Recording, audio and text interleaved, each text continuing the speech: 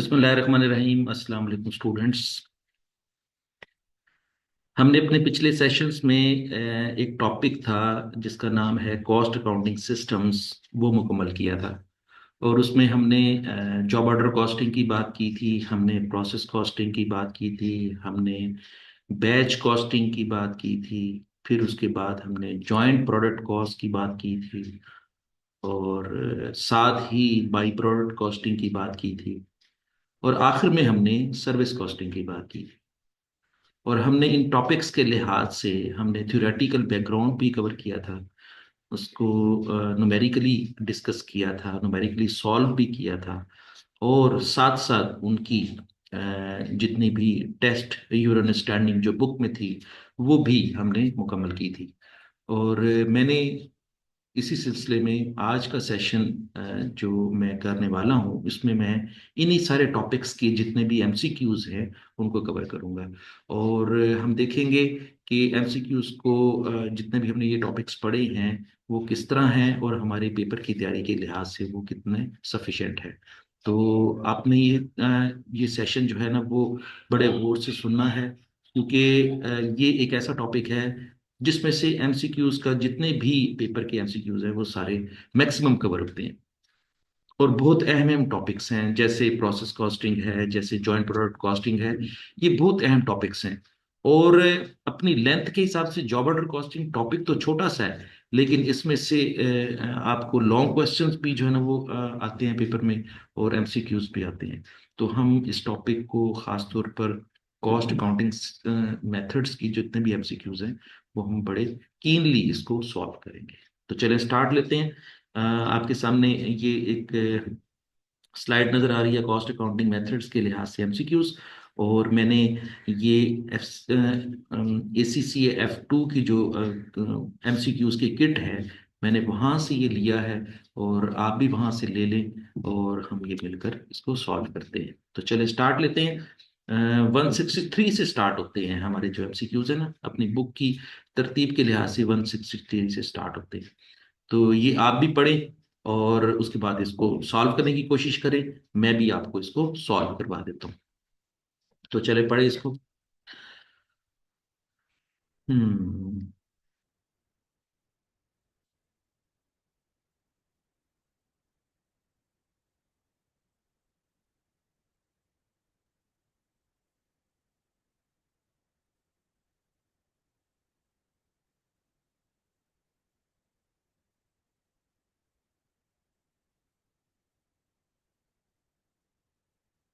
तो इसमें वो ये कहना चाह रहा है कि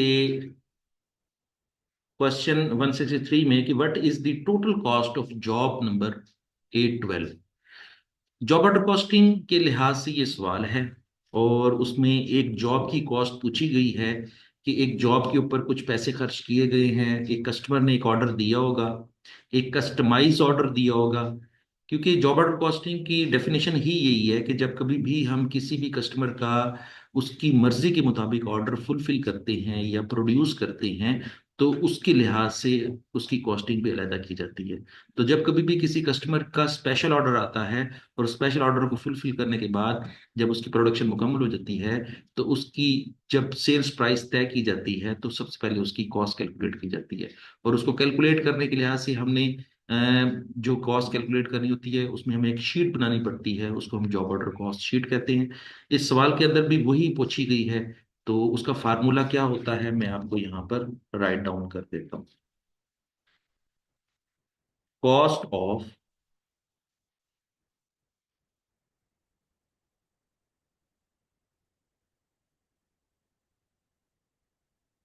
जॉब नंबर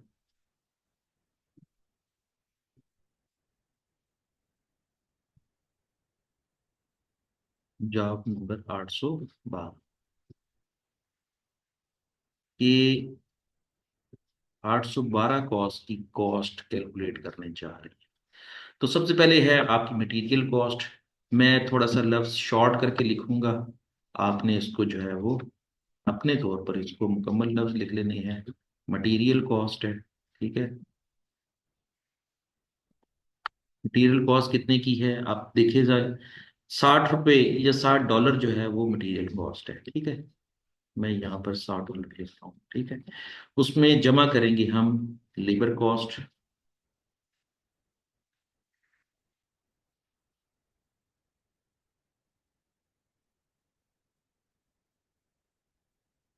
तो लेबर कॉस्ट कितनी दी हुई है, $40, ठीक है।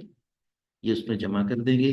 और साथ ही वो कह रहा है कि डायरेक्ट एक्सपेंसेस भी दिए हुए हैं, तो डायरेक्ट एक्सपेंसेस भी जमा कर देते हैं। डायरेक्ट एक्सपेंसेस,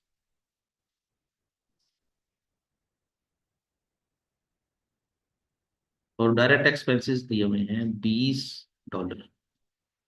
अच्छा, आपको प्रीवियस नॉलेज अगर मैं रिव्यू कर दूं तो ये बहुत बेहतर होगा कि जब कभी भी हम मटेरियल कॉस्ट को, लेबर कॉस्ट को और डायरेक्ट एक्सपेंसेस को जमा करते हैं, तीनों चीजों को जमा करते हैं, तो हमारा आंसर आता है प्राइम कॉस्ट। क्या आता है, प्राइम कॉस्ट।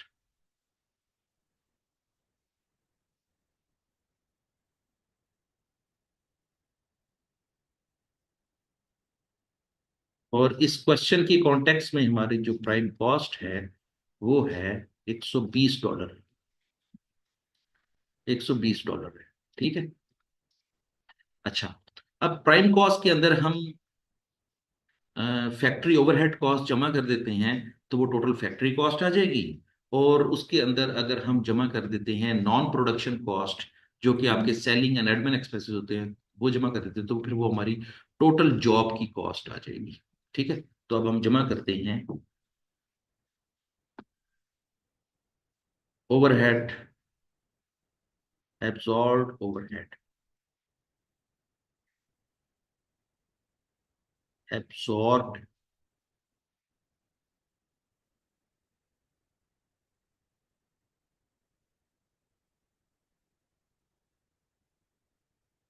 अच्छा, ये जो एब्जॉर्ब ओवरहेड है, इसका मतलब ये है कि हमने एक्चुअल ओवरहेड्स नहीं इसमें डाले, हमने एब्जॉर्ब ओवरहेड डाले हैं, मींस एस्टिमेटेड ओवरहेड डाले हैं। क्योंकि एक्चुअल ओवरहेड्स तो जो है ना वो सारा साल इनकर होते रहते हैं, तो हमने सारा साल गुजरने का इंतजार तो नहीं करना, हमने तो अपने कस्टमर को जो है ना वो एक सेल्स प्राइस देनी है। तो हमने एस्टिमेटेड ओवरहेड्स लेके उसको टोटल कॉस्ट कैलकुलेट करने में हम इस्तेमाल कर सकते हैं। तो देखिए सवाल के अंदर लिखा हुआ है कि production overhead are absorbed at the rate of 16 पर डायरेक्ट लेबर आवर। वो कहते हैं कि जितने भी लेबर आवर यूज हुए हैं ना, उन लेबर आवर्स को हमने जो है ना वो एब्जॉर्ब करना है 16 पर लेबर आवर क्लास से। मैं थोड़ा सा आपको इसके बारे में थोड़ा सा बता देता हूँ। हमने ओ ए आर कैलकुलेट करना होता है, और ओ ए आर आपने पिछले चैप्टर्स में मेरे साथ बहुत सारा डिस्कस किया है, मैं दोबारा बता देता हूँ। ओ ए आर कहते हैं ओ से ओवरहेड, ए से एब्जॉर्प्शन, आर से रेट। तो ओवरहेड एब्जॉर्प्शन रेट कैलकुलेट करना होता है, और ओवरहेड एब्जॉर्प्शन रेट का फार्मूला होता है estimated overheads, estimated overheads divided by estimated capacity, estimated capacity.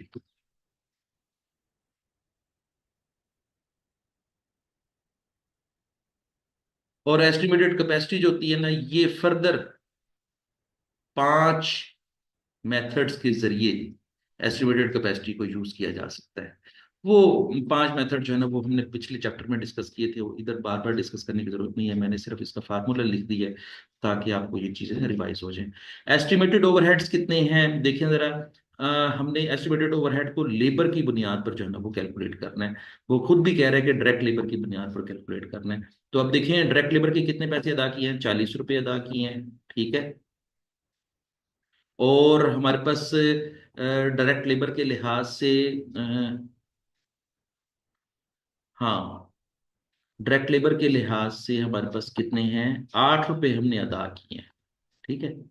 ₹8 हमने अदा किए हैं। तो हमने, अच्छा यहाँ पर मैं आपको पहले नंबर ऑफ आवर्स कैलकुलेट करना सिखा देता हूँ। नंबर ऑफ आवर्स, कि इस जॉब में कितने घंटे मजदूरों ने काम किया। तो नंबर ऑफ आवर्स क्या है, डायरेक्ट लेबर के कितने पैसे अदा किए हैं, $40। और एक एक घंटे के कितने पैसे हैं, 8। तो जब 40 को 8 पे तकसीम करेंगे तो आंसर आ जाएगा 5। और ये 5 क्या हो जाएगा, 5 आवर्स होगा। मींस इस जॉब को मुकम्मल करने के लिहाज से कितने जो है ना वो हमने घंटे काम किया, 5 घंटे काम किया, ठीक है। अब एस्टिमेटेड ओवरहेड्स जो है वो हमारे सवाल में पहले से दिया हुआ है, वो कितना है, वो 16 रुपए है, ठीक है। और हम जब एब्जॉर्ब ओवरहेड लेते हैं तो एब्जॉर्ब ओवरहेड का की अमाउंट होती है, एब्जॉर्ब ओवरहेड्स की अमाउंट कैसे कैलकुलेट करते हैं, ओ ए आर, जो ओ ए आर कैलकुलेट किया है उसको मल्टीप्लाई कर देंगे number of labour hours worked, number of hours worked, कि कितने घंटे काम किया। तो हमारे क्वेश्चन में 5 घंटे काम किया है, 16 रुपये ओ ए आर है, 5 घंटे काम किया तो 5 से जरब दे देंगे, तो ये आंसर आ जाएगा 80। तो ये 80 क्या है हमारा, एब्जॉर्ब ओवरहेड है। ये देखिए, ये मैंने लिख दिया है, मैंने शॉर्ट करके लिखा है एब्जॉर्ब ओवरहेड, और यही 80 यहाँ पे हम ले लेंगे। और इस तरह हमारी जो है ना टोटल प्रोडक्शन कॉस्ट आ जाएगी, total production cost of job आ जाएगी, टोटल जॉब प्रोडक्शन कॉस्ट।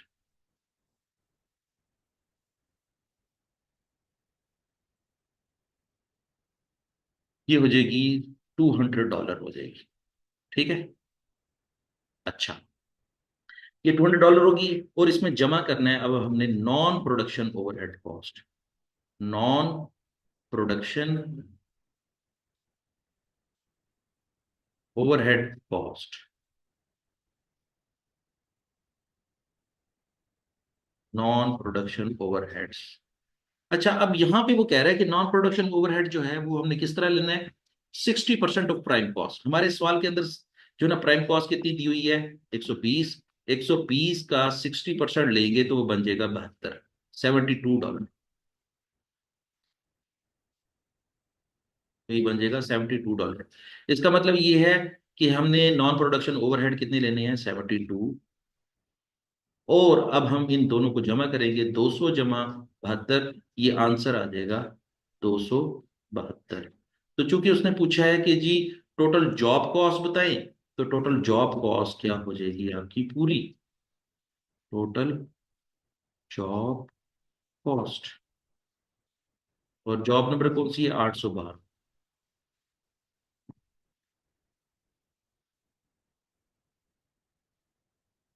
तो इस लिहाज से हमारा जो ऑप्शन सी है वो क्लिक करता है, ऑप्शन सी को लॉक कर दे, ऑप्शन चार्ली, जिसके मुताबिक हमारा आंसर कितना है, 272, ठीक है, $272। ये था हमारा जॉब ऑर्डर कॉस्टिंग का एमसीक्यू। मुझे उम्मीद है कि आपको इसकी बड़ी जबरदस्त तरीके से समझ आ गई होगी। मैंने हर चीज को खोल करके बयान किया है, और कोशिश की है कि आपको ईच एंड एवरी एस्पेक्ट जो है वो एमसीक्यूज का समझा सकूं। तो चलें आगे चलते हैं। उतनी देर में आप पढ़ लें, मैं जरा इसको इरेज कर लेता हूँ।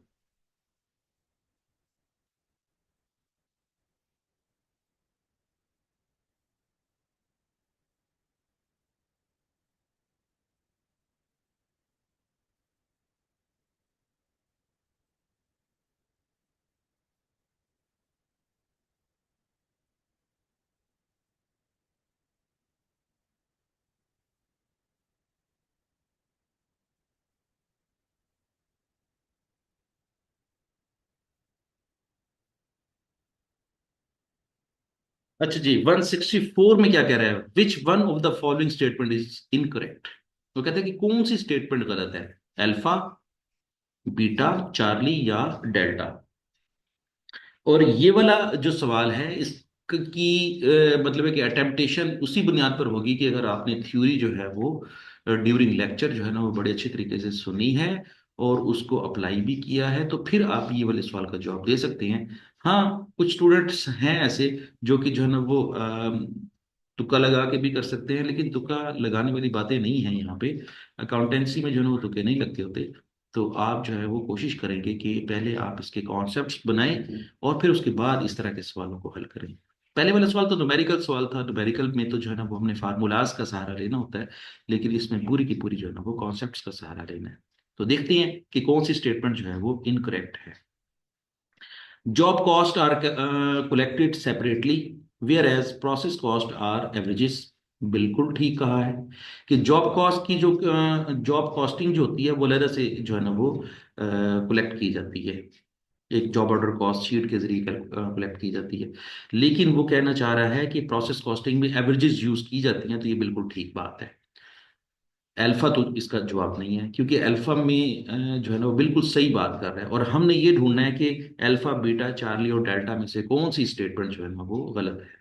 ठीक है, तो बीटा में देखते हैं कि in job costing the progress of a job can be ascertained from the material requisition notes and job tickets और टाइम टिकट्स। बिल्कुल ठीक है कि जब हम जॉब ऑर्डर कॉस्टिंग कर रहे होते हैं तो जॉब ऑर्डर कॉस्टिंग करने के लिहाज से हमें जो डाटा मिलता है, मटेरियल का डाटा हमें मिलता है मटेरियल रिक्विजिशन से, और लेबर का डाटा हमें मिलता है हमें टाइम शीट से।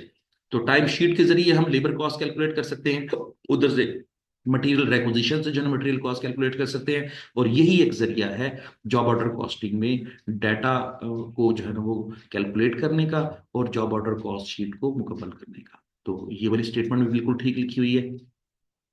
स्टेटमेंट चार्ली देखते हैं, सी स्टेटमेंट देखते हैं। In process costing information is needed about the work passing through a process and work remaining in each process. वो कहता है कि जी प्रोसेस कॉस्टिंग में जो इंफॉर्मेशन होती हैं वो जैसे जैसे जो है ना वो चीज़ें प्रोड्यूस होती जाती हैं उसकी इंफॉर्मेशन मिलती जाती हैं, और जो इंफॉर्मेशन जो है ना वो प्रोसेस जो है ना वो नामुकम्मल होता है, और उसकी इंफॉर्मेशन जो है ना वो उसकी कंप्लीशन तक जो है ना वो मिल जाती है। तो हर प्रोसेस की जो है ना वो इंफॉर्मेशन जो है ना वो प्रोडक्शन के साथ साथ मिलती रहती हैं। तो ये बात भी बिल्कुल ठीक ही है कि जितना जितने यूनिट प्रोड्यूस हो जाएंगे उसकी कॉस्ट को हम चार्ज कर देंगे, जितने रह जाएंगे उनकी कॉस्ट को हम बाद में चार्ज कर लेंगे। तो इसका मतलब ये हुआ कि वक्त गुजरने के साथ साथ प्रोडक्शन के होने के साथ साथ कॉस्ट की इंफॉर्मेशन जो है ना वो कंप्लीट होती जाती है। तो ये बात बिल्कुल ठीक है। तो मेरे ख्याल में डेल्टा ही रह गया है, तो डेल्टा ही हमारे एक्चुअली सवाल का जवाब है। वो ये बताना चाह रहा था कि जी कौन सी स्टेटमेंट गलत है, तो मुझे उम्मीद है कि डेल्टा ही इसका असल आंसर होगा। वैसे पढ़ लेते हैं, in process costing but not job costing. वो कहता है कि प्रोसेस कॉस्टिंग में लेकिन जॉब कॉस्टिंग में नहीं, the cost of normal loss will be incorporated into the normal product cost. बिल्कुल गलत बात की हुई है। नॉर्मल लॉस को जो है वो हम अलहदा से जो है ना वो कैलकुलेट करते हैं, और इसकी कॉस्ट को हम स्क्रैप वैल्यू में डाल देते हैं। हम इसकी कॉस्ट को जो है ना वो प्रोडक्ट कॉस्ट में शामिल नहीं करते। तो ये बात बिल्कुल गलत लिखी हुई है कि हमने नॉर्मल लॉस की कॉस्ट को जो है ना वो प्रोडक्ट कॉस्ट में शामिल करते हैं, ऐसा नहीं है। हम इसकी कॉस्ट को जो है ना वो लॉस को ही चार्ज करते हैं, और लॉस को अल्टीमेटली स्क्रैप में चार्ज कर देते हैं, और स्क्रैप से जो पैसे मिलते हैं वो हम अलहदा से जो है ना वो रिसीव कर लेते हैं। तो इसका मतलब ये हुआ कि ये स्टेटमेंट में वो ये कहना चाह रहा है कि नॉर्मल लॉस की कॉस्ट को हम प्रोडक्ट कॉस्ट में शामिल करते हैं। ये बात गलत की हुई है। ठीक है, तो इस लिहाज से हमारा जो करेक्ट आंसर है वो क्या है, डेल्टा। डेल्टा में यही बताया जा रहा है कि कौन सी स्टेटमेंट गलत है, तो डेल्टा स्टेटमेंट जो है वो गलत है। तो हमारे MCQ 164 का जो जवाब है वो क्या है, डेल्टा। चलें जी, आगे चलते हैं। हाँ,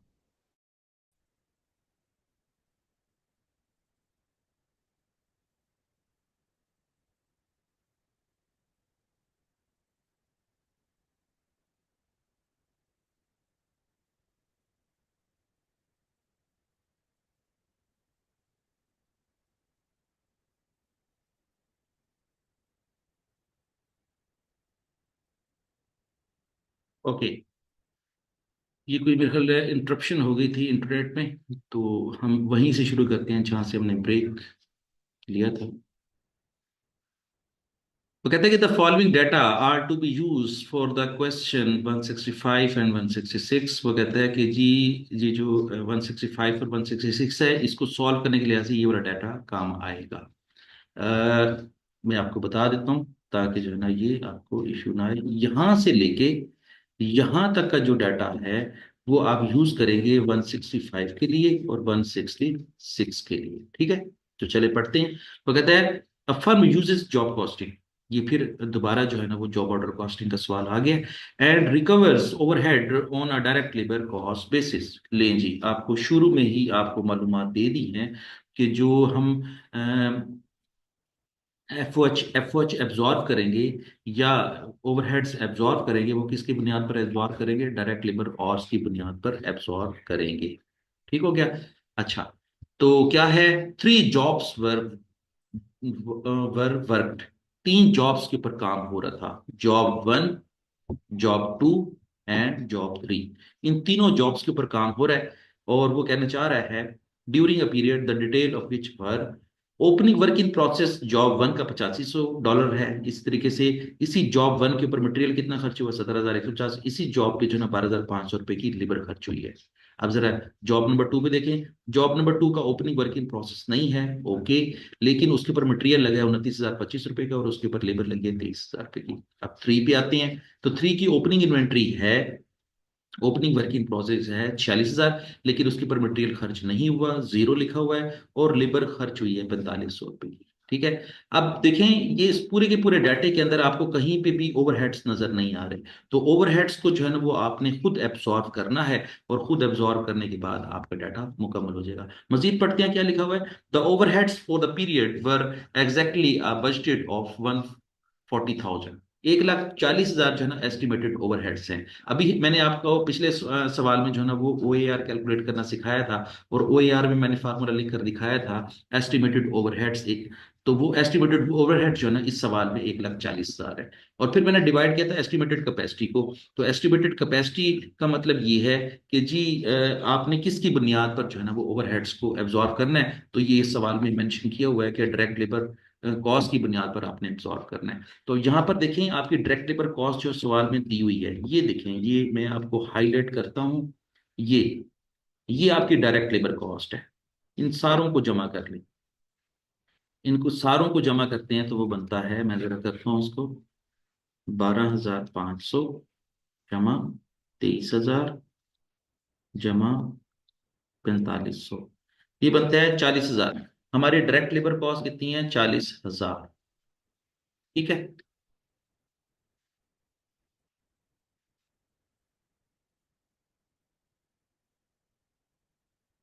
ये 40,000 है। ठीक हो गया? अच्छा, और देखें वो कहता है job one and two were the only incomplete jobs. वो कहता है कि जॉब नंबर वन और टू नामुकम्मल हैं, and at the end of the period.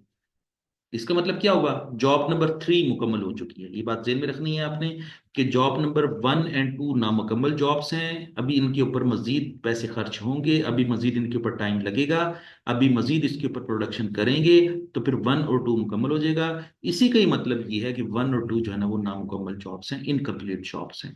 लेकिन थ्री के बारे में कुछ नहीं कहा हुआ, इसका मतलब थ्री जो है ना वो मुकम्मल हो गई है। ये है हमारा डाटा। ठीक हो गया? अब हम देखते हैं कि सवाल पूछ क्या रहा है। वो कहता है what was the value of closing work in progress. लो जी, उसने क्लोजिंग वर्क इन प्रोग्रेस की वैल्यू पूछी है। ये बात याद रखें यहाँ पे कि जो जॉब्स नामुकम्मल होती हैं उन्हीं जॉब्स को कहते हैं क्लोजिंग वर्क इन प्रोग्रेस। ये बात याद रख लें कि जो जॉब्स नामुकम्मल होती हैं उन्हीं को ही क्लोजिंग वर्क इन प्रोसेस कहते हैं। तो इसका मतलब ये हुआ कि जॉब नंबर वन और जॉब नंबर टू को का टोटल कर लें तो उस टोटल को हम क्या कहेंगे? Closing work in progress. तो ये बात, एक बात क्लियर हो गई कि क्लोजिंग वर्क इन प्रोग्रेस क्या है। जॉब नंबर वन की कॉस्ट को भी ले लेंगे, जॉब नंबर टू की कॉस्ट को भी ले लेंगे, और दोनों को जमा कर लेंगे, तो वो क्या बन जाएगी? Closing work in progress. तो मैं यहाँ पर लिख देता हूँ जॉब वन और जॉब टू। ठीक है? चलिए, तो यहां पे लेते हैं मटेरियल कॉस्ट। मैं अगेन शॉर्ट करके लिखूंगा, आप इसको जो है वो मुकम्मल लिख लीजिएगा। मटेरियल कॉस्ट, बल्कि उससे पहले ओपनिंग इन्वेंट्री। ओपनिंग इन्वेंट्री,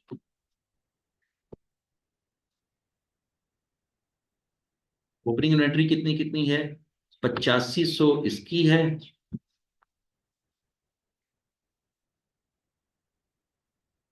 और जॉब नंबर टू की कोई ओपनिंग इन्वेंट्री नहीं। लेकिन मटेरियल कॉस्ट कितनी है इसकी? 17,150 है।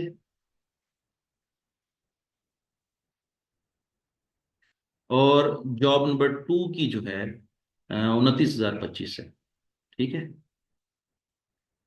29,025। साथ ही लेबर कॉस्ट भी दी हुई है, हम लेबर कॉस्ट भी ले लेते हैं।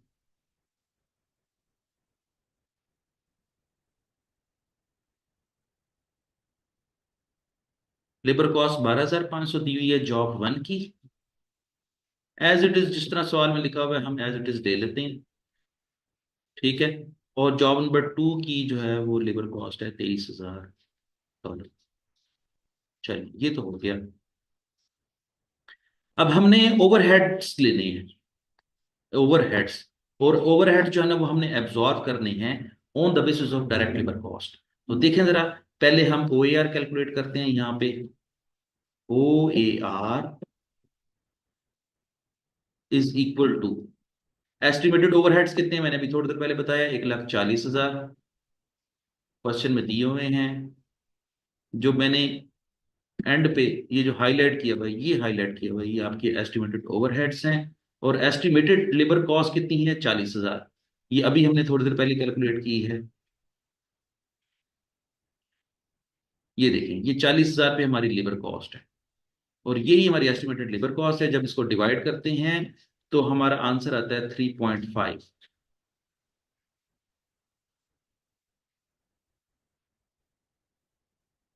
3.5 कह लें, या फिर अगर इसको परसेंटेज में कैलकुलेट करना चाहें तो परसेंटेज में भी कैलकुलेट कर सकते हैं। तो परसेंटेज में कैलकुलेट करेंगे तो फिर ये 350% बन जाएगा, 350%। ठीक है, चलिए मैं इसको आ, हाँ बस, इसका मतलब ये हुआ कि हमारे जो ओ ए आर है वो 350% है। हम जब कभी भी किसी भी जॉब की ओवरहेड कॉस्ट लेना चाहेंगे तो लेबर कॉस्ट का 350% लेंगे, तो वो हमारा ओवरहेड कॉस्ट आ जाएगी। तो देखें जरा, जॉब नंबर 1 के लिए क्या करेंगे। मैं जॉब नंबर 1 के लिए यहाँ पे लिख देता हूँ। जॉब नंबर 1 की जो है वो ओवरहेड कॉस्ट कितनी होगी। Job number 1 overhead cost is equal to, direct labour cost कितनी है जॉब नंबर 1 की, 12,500। हमने 12,500 को लेना है, और 12,500 का 350% लेंगे, मल्टीप्लाई बाई 350%।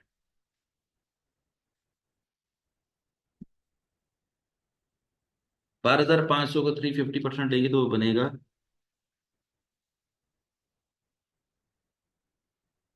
43,750। 43,750।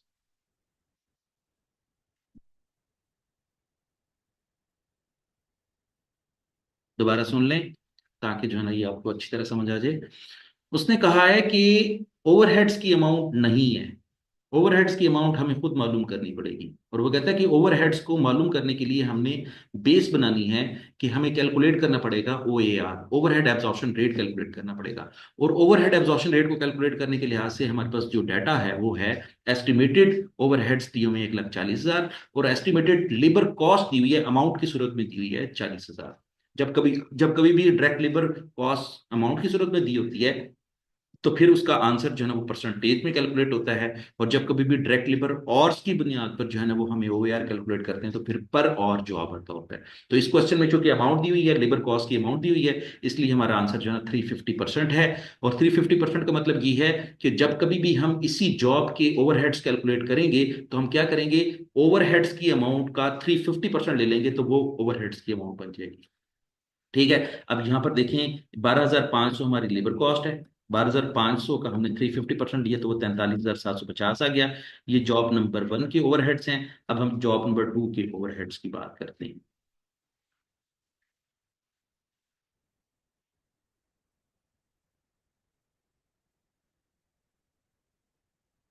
यहाँ पे लिख देता हूँ ताकि आपको जो है वो इसमें मुश्किल पेश ना। जॉब ओवरहेड कॉस्ट, चलें जी। अब हम देख लेते हैं कि जॉब नंबर 2 के ओवरहेड्स क्या हैं। तो हमें यही देखना पड़ेगा कि जॉब नंबर 2 की लेबर कॉस्ट कितनी दी हुई है, 23,000। 23,000 का 350% लेंगे तो वो अमाउंट बनती है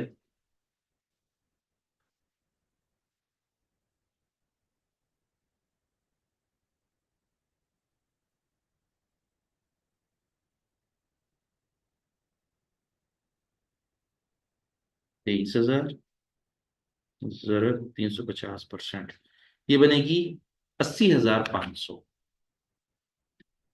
80,500। तो जॉब नंबर 2 की ओवरहेड कॉस्ट कितनी आ गई? 80,500। अब हम ये इन्हीं फिगर्स को, ये जो हमने अभी कैलकुलेट किए हैं, इन्हीं फिगर्स को जो है ना ओवरहेड के सामने लिख देते हैं। 43,750 जॉब नंबर 1 की,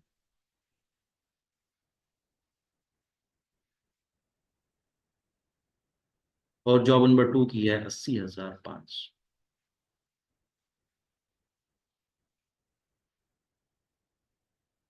इनका टोटल कर लेते हैं, दोनों का टोटल कर लेते हैं। तो जॉब नंबर 1 का टोटल क्या बनेगा? 8500 जमा 17,150 जमा 12,500 जमा 43,750, तो ये बन जाएगा 81,900। जॉब नंबर 1 के ऊपर हमने इस वक्त तक 81,900 पे खर्च कर दिए हैं, और अभी भी ये जॉब नामुकम्मल है। और अभी अगर ये जॉब नामुकम्मल है तो इस जॉब की इस कॉस्ट को हम क्या कहेंगे? Closing work in progress.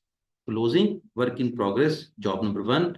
अब जॉब नंबर 2 की बात करते हैं। 29,025 रुपये खर्च हुए हैं एक, 23,000 रुपये लेबर के खर्च हुए हैं, और 80,500 रुपये खर्च हुए हैं उसके। तो 1,32,500 है। 1,32,525 डॉलर खर्च हुए हैं जॉब नंबर 2 पे, और ये जॉब नंबर 2 अभी भी नामुकम्मल है। इन दोनों को जमा करेंगे तो इन दोनों को जमा करने से कितनी अमाउंट बनती है? 2,14,425 total closing work in progress. क्योंकि दो जॉब्स नामुकम्मल हैं, तो दोनों जॉब्स की अमाउंट को कैलकुलेट करेंगे। क्लोजिंग वर्क इन प्रोग्रेस, जितनी जॉब्स नामुकम्मल होंगी उन सबका टोटल करेंगे, और हमारे सवाल के अंदर दो जॉब्स नामुकम्मल हैं, और उसका टोटल बनता है 2,14,425।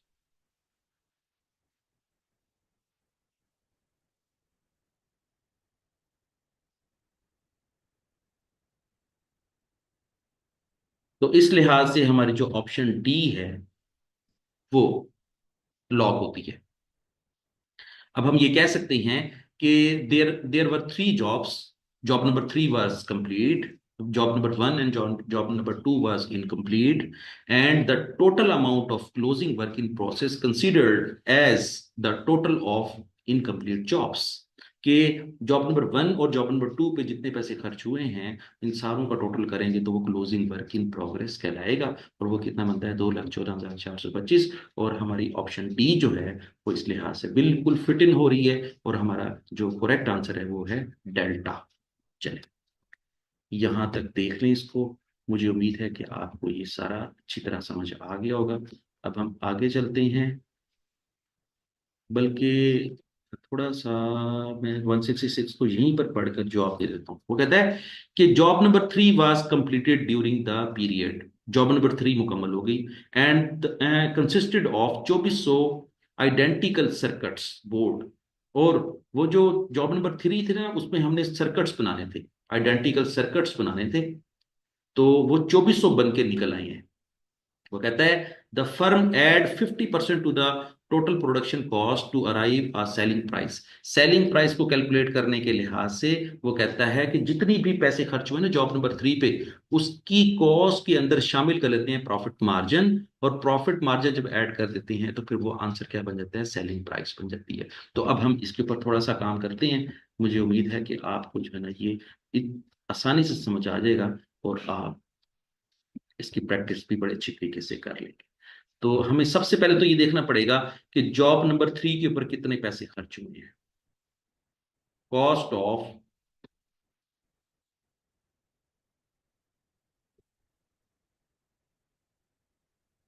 Job 3, cost of job 3। Again opening inventory दी हुई है, ओपनिंग इन्वेंट्री दी हुई है हमारे सवाल में। जॉब नंबर 3 के सामने लिखा हुआ है $46,000। ठीक है, उसमें मटेरियल कॉस्ट बिल्कुल खर्च नहीं हुई। मटेरियल जो है मैं इसको भी खाली छोड़ देता हूँ, आपने भी ऐसे ही करना है। मटेरियल जो है वो जीरो है। लेबर कॉस्ट कितनी खर्च हुई है? लेबर खर्च हुई है सिर्फ 4500 रुपए की। और एक और बात, यहाँ पर भी ओवरहेड्स नहीं दिए हुए। हमने ओवरहेड्स जो है ना उसको कैलकुलेट करना है, और कैलकुलेट कैसे करना है? जिस तरह जॉब नंबर 1 और 2 का कैलकुलेट किया है कि लेबर कॉस्ट का 350% लेंगे तो वो ओवरहेड कॉस्ट बन जाएगा। तो 4500 जरब 350% ये बन जाएगा 15,750 रुपये। तो यहाँ पे लिख देता हूँ 15,750, ये हमारे ओवरहेड्स हैं। ठीक है, यहाँ पे लिखना है तो लिख लें अपनी आसानी के लिए, कि ब्रैकेट में लिख रहा हूं मैं, वैसे आपके लिए लिख रहा हूं 350% ऑफ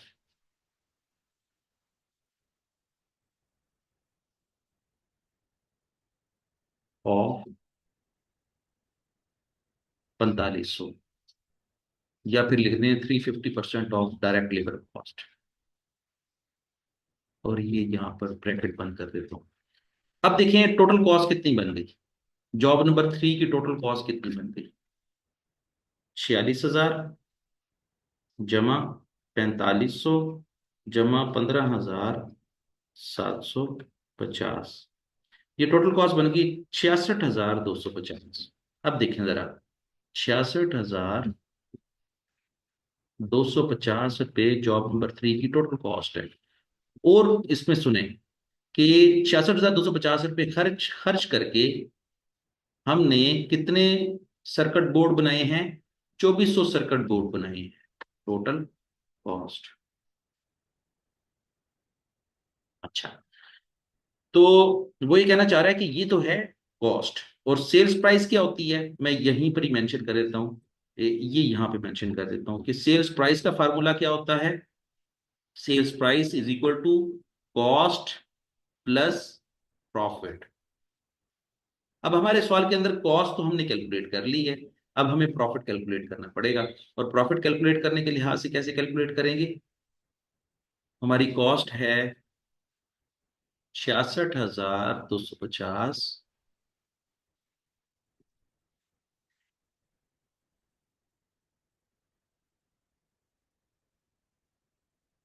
जमा, वो कहता है कि कॉस्ट का 50% हम प्रॉफिट के तौर पर ऐड करेंगे, प्लस 50% ऑफ 66,250। जितनी कॉस्ट है ना उसका 50% हमारा प्रॉफिट मार्जिन हम रखेंगे। तो ये कितना हो जाएगा? 66,250 का 50% हो जाएगा 33,125। 33,125 हमारा प्रॉफिट हो जाएगा।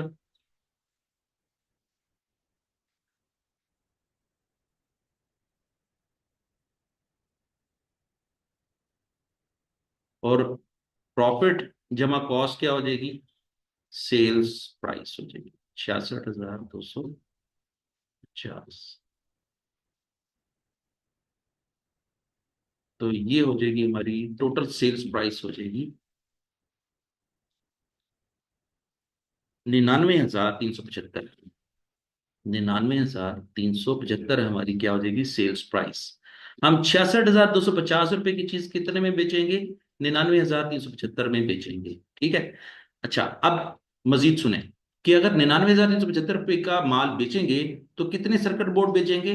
2400 सर्किट बोर्ड बेचेंगे। तो यहां पर हम ये देखना चाह रहे हैं, वो कहता है what is the selling price of a circuit board. Circuit, एक सर्किट बोर्ड की कीमत क्या है? तो एक सर्किट बोर्ड की कीमत मालूम करने का तरीका ये होता है कि total sales divide by total number of unit sold. Total sales, हमने सारा माल कितने का बेचा है? 99,000। और टोटल यूनिट्स,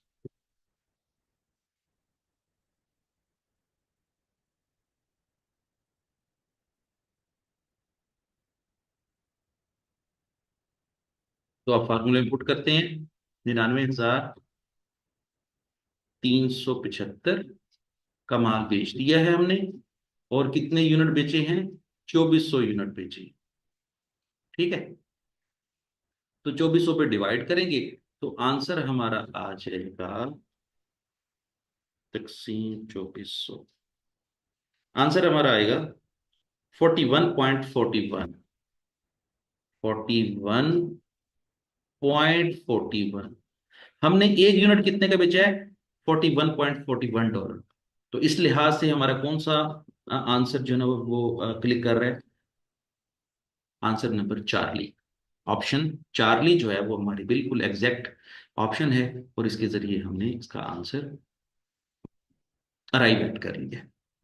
तो देखिए यहाँ तक मैंने जो समझाया है, मैंने इसमें जितनी भी बातें की हैं, आप इसको देखें। और अगर कोई चीज़ समझ ना आए तो आप मुझसे पूछ सकते हैं। चलिए आगे चलते हैं।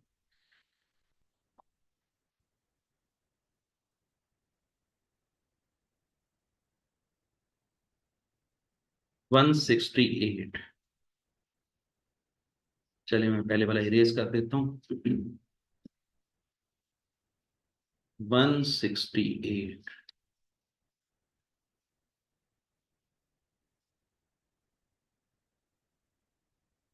अब 168 को जरा रीड आउट करें, फिर उसके बाद सॉल्व हल करते हैं।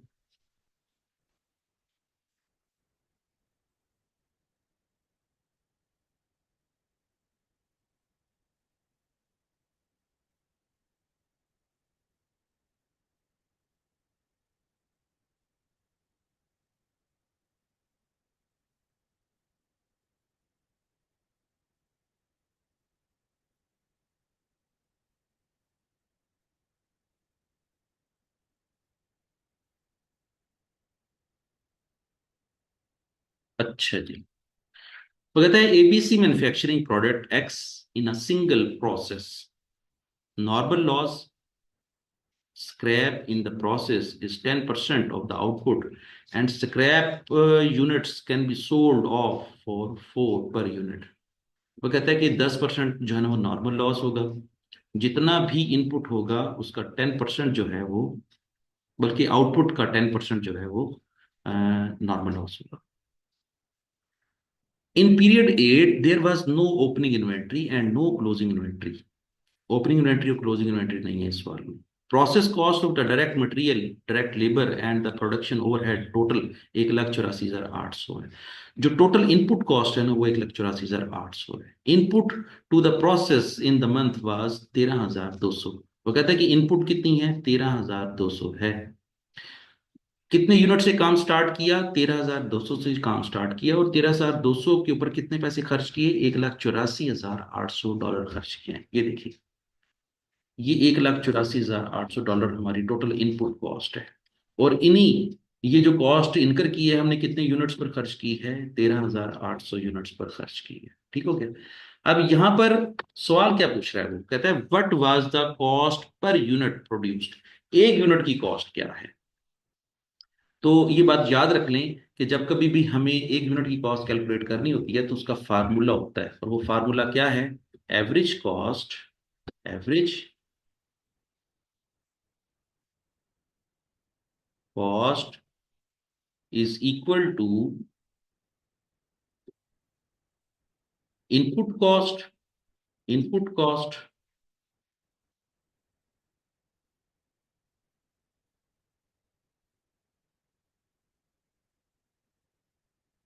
Minus scrap value. ये फार्मूला आपको मैंने प्रोसेस कॉस्टिंग में पढ़ाया है। Scrap value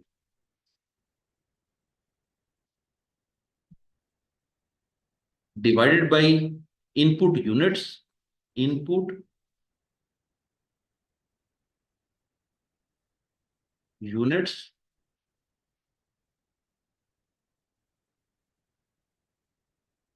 minus unit lost, unit lost. ये तो है हमारा एवरेज कॉस्ट कैलकुलेट करने का फार्मूला। गो कि ये फार्मूला आपको भी याद होना चाहिए था, लेकिन मैंने यहाँ पर इसको दोबारा रिकैप्चुलेट कर दिया है। इसी के जरिए अब हम अपना जो है ना वो सवाल का जवाब देंगे। एक बात क्लियर कर ली, उसने कहा है कि 10% जो लॉस है ना वो आउटपुट का लॉस है। और ये बात ये भी जेहन में रख लें कि अगर आउटपुट को बेस बना रहा है, आउटपुट को बेस बना रहा है, तो फिर आउटपुट क्या हो जाएगी? आउटपुट 100% होगी। अच्छा, तो 100% का 10% कितना हो जाएगा? 10 ही हो जाएगा। तो लॉस कितना है आपका? 10%। ठीक है।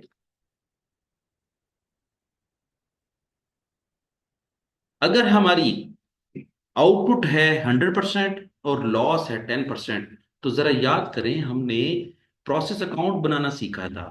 प्रोसेस अकाउंट बनाना सीखा था। और प्रोसेस अकाउंट में हमने क्या किया था? इनपुट को डेबिट साइड पे रखा था। ये देखिए, जरा मैं अकाउंट बना के दिखाता हूँ आपको। ये देखिए, इनपुट को हमने क्या किया था? डेबिट साइड पे रखा था। आपको याद होगा, इनपुट के यूनिट्स भी डेबिट साइड पे थे और इनपुट की अमाउंट भी डेबिट साइड पे थी।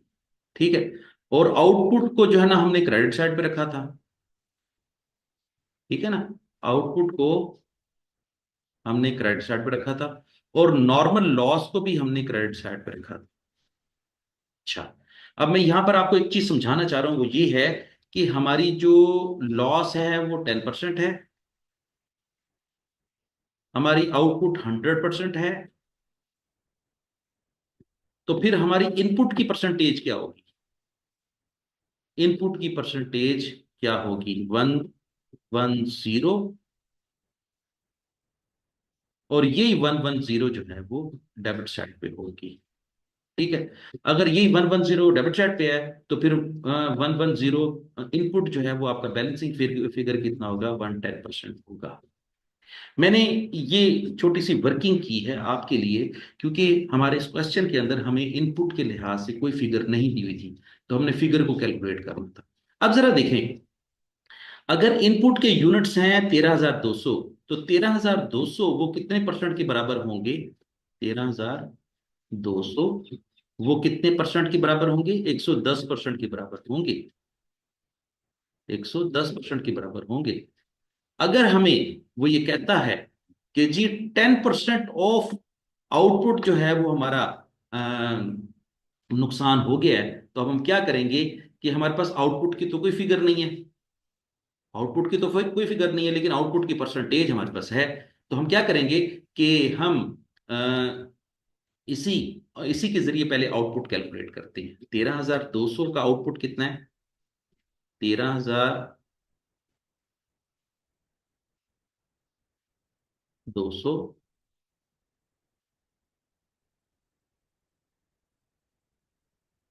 जरब 100।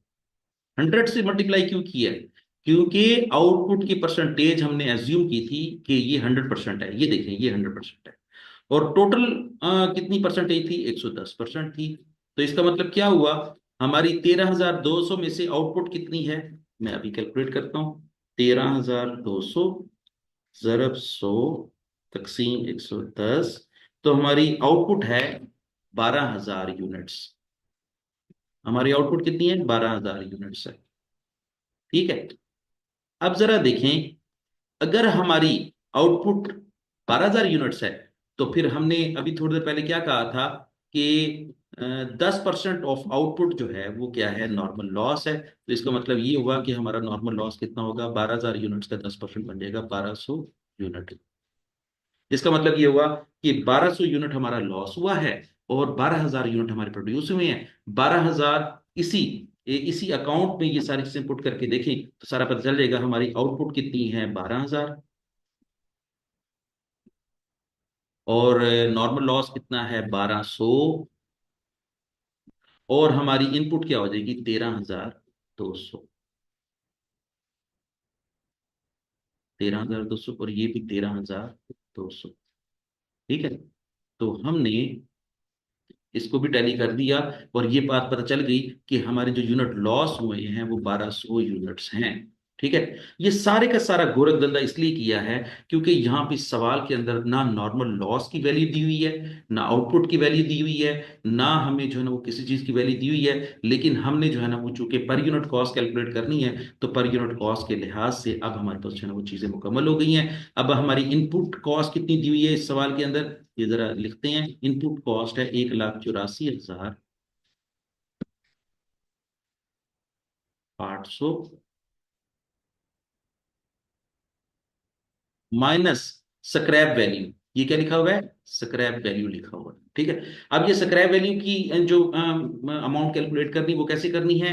कितने यूनिट नुकसान हुआ है? हमारा 1200 यूनिट नुकसान हुआ है, और एक यूनिट को बेचने से कितने पैसे मिलेंगे? $4 मिलेंगे। तो अब हमें टोटल कितने पैसे मिलेंगे? $4800 हमें जो है ना वो बेचने से मिलेंगे। तो बेचने से जितने पैसे मिलते हैं उसको हम स्क्रैप वैल्यू कहते हैं, और स्क्रैप वैल्यू को देखिए फार्मूले के अंदर हमने माइनस करना है। अब हम इसको माइनस कर देते हैं और डिवाइड क्या करना है? कितने यूनिट हमारे इनपुट हैं? 13,200, यहां पर 13,200 लिख देते हैं। और हमारे यूनिट लॉस कितने हुए हैं? वो हैं 1200। 1200 को माइनस कर देते हैं, तो ये आंसर क्या आ जाएगा? ऊपर से अगर माइनस करें तो 1,84,800 माइनस 4800, तो ये हो जाएगा 1,80,000। न्यूमरेटर आपका कितना हो जाएगा? $1,80,000। ठीक है, और डिनोमिनेटर कितना हो जाएगा? 12,000 यूनिट्स। ठीक है ना, 13,200 में से 1200 माइनस करें तो आपका आंसर कितना बचता है? 12,000 यूनिट्स। अब इसको आपस में डिवाइड कर देते हैं। 1,80,000 तकसीम 12,000, आंसर आ जाएगा 15। हमारी पर यूनिट कॉस्ट कितनी है? 15 पर यूनिट कॉस्ट है। या एवरेज कॉस्ट हमारी कितनी है? एक यूनिट को बनाने की कॉस्ट कितनी है? 15। और इस लिहाज से हमारा आंसर जो फिट इन हो रहा है वो है बीटा। 168 का जो आंसर 15 है, ये हमारा इसका आंसर बीटा क्लिक हो रहा है, और बीटा को लॉक कर दें। ये है आपके क्वेश्चन का आंसर। यहाँ तक देखें आप। इस क्वेश्चन को सॉल्व होते हुए दोबारा देखें। अगर इसमें से कोई चीज़ पूछनी हो तो फिर आप पूछ लें। मुझे उम्मीद है कि आपको ये बड़े आसानी से समझ आ जाएगा, और मैंने कोशिश की है कि बड़े आसान से तरीके से आपको समझाऊं। चलें जी।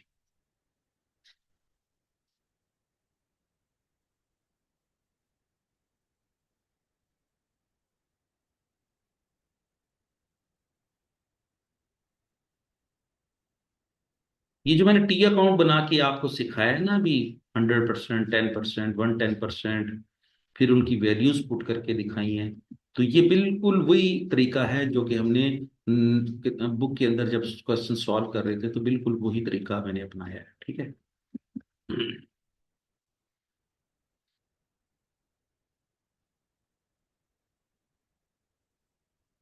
चले 169 पढ़ें जरा।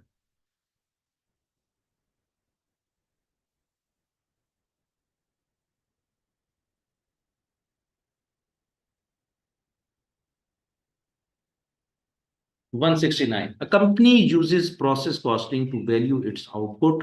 The following was recorded for the period. Input material 2000 units हैं और एक यूनिट के ऊपर कितनी मटेरियल कॉस्ट लग रही है? 4.5 पर यूनिट है। तो अगर मैं कहूं आपको कि यहीं पर ही मटेरियल कॉस्ट कैलकुलेट कर लें, तो वो कोई मुजायका नहीं होगा। 2000 मल्टीप्लाई बाई 4.8 करें तो ये मेरा ख्याल में ये बनता है 9,000 बनता है। तो मटेरियल कॉस्ट हमारी कितनी है? $9,000। लेबर कॉस्ट उसने दी हुई है पहले से ही, सॉरी कन्वर्जन कॉस्ट उसने पहले से दी हुई है।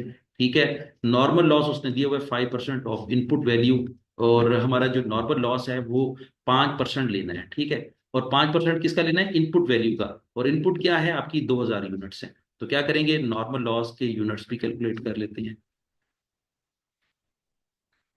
2000 का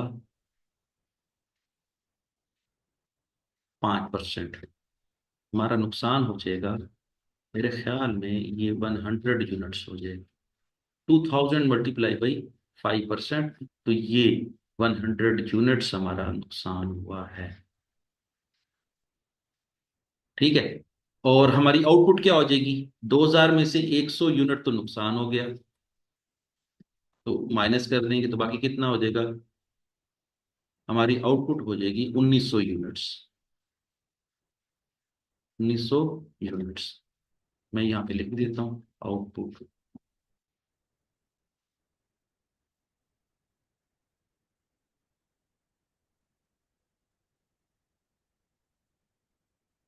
अच्छा जी।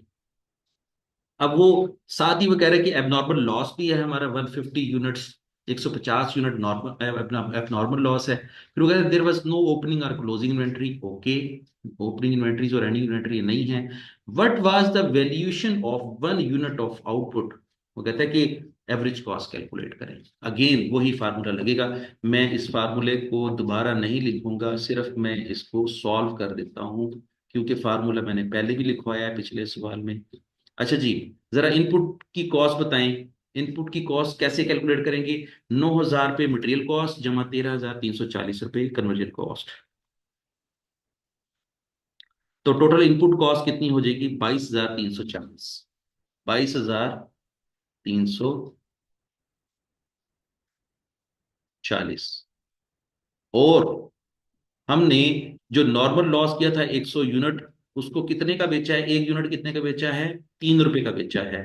तो 3 रुपए का बेचा है, 100 यूनिट हो और 3 3 रुपए का 1 यूनिट हो, तो कितने का बेचा? 300 का बेचा। ठीक है। 100 × 3। और फिर हमने यूनिट कितने स्टार्ट लिए थे? 2000। और नुकसान कितने किए हैं? 100 यूनिट नॉर्मल लॉस की। अब ये बात करेंगे कि एबनॉर्मल लॉस कहाँ गया। तो एबनॉर्मल लॉस को हमने फार्मूले में नहीं लेना होता, इसको सिर्फ और सिर्फ प्रोसेस अकाउंट पे शो करना होता है। यहाँ पर हमने शो नहीं करना। यहाँ पर हमें उसने सिर्फ पूछा हुआ है कि एवरेज कॉस्ट क्या होती है। ये मैंने एवरेज तो पहले लिख दिया था, कॉस्ट अब लिख देता हूँ। एवरेज कॉस्ट क्या होती है? तो जरा माइनस करते ही हैं। 22040 न्यूमरेटर रह जाएगा। 22040 न्यूमरेटर रह जाएगा। और डिवाइजर में कितना होगा? 2000 माइनस 100, तो ये हो जाएगा 1900 यूनिट्स। ठीक है। जब इसको डिवाइड करेंगे तो हमारी एवरेज कॉस्ट आ जाएगी। और एवरेज कॉस्ट कितनी है? 11.6। हमारी एवरेज कॉस्ट कितनी है? 11.6 हमारी एवरेज कॉस्ट है। ये है हमारा आंसर। और यहाँ पर टैब में यही पूछा हुआ है कि इसका आंसर यहाँ पर लिख दें, तो हम भी लिख देते हैं 11.6 आपका आंसर है। आपको भी अगर पेपर में इस तरह के सवाल आ जाएं और उसमें जो है ना वो आंसर के लिए जो है ना वो टैब खाली हो, तो आपने फिर उस टैब को फिल कर देना है। चलिए जी, ये हो गया सवाल आपका। इसको देखें और समझने की कोशिश करें। अगर कोई इशू होगा तो मैं दोबारा भी डिस्कस कर सकता हूँ।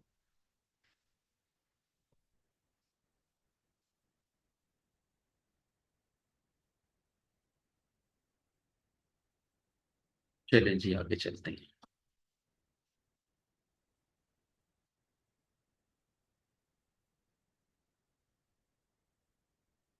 आप क्वेश्चन को पढ़ें। Question number 170। तो कहते हैं company that operates a process costing system had work in progress eight the start of the last month 300 units. 300 units opening inventory है, और साथ ही वो बता रहा है कि हम प्रोसेस कॉस्टिंग यूज करते हैं। साथ वो कहता है कि इसी ओपनिंग इन्वेंट्री की कॉस्ट कितनी लिखी हुई है? $1710 लिखी हुई है। ओपनिंग इन्वेंट्री यूनिट्स में कितनी है? 300। और अमाउंट में कितनी है? 1710। That were 60% complete in respect of all cost. वो कहता है कि ये जो 300 यूनिट्स है ना, ये हर लिहाज से 60% मुकम्मल है। अगर ये हर लिहाज से 60% मुकम्मल है पहले से, तो जब इसको प्रोसेस में डाला होगा तो मजीद इसके ऊपर कितना काम किया होगा? 40% मजीद काम किया होगा। देखिए, 60% पहले से काम मुकम्मल हो और उसको 100% मुकम्मल करना हो, तो मजीद कितना काम किया है? 40% मजीद काम किया है। तो इसका मतलब ये कि 40% मजीद काम करने का मतलब है कि 40% जो है ना मजीद पैसे खर्च हुए होंगे। ओके।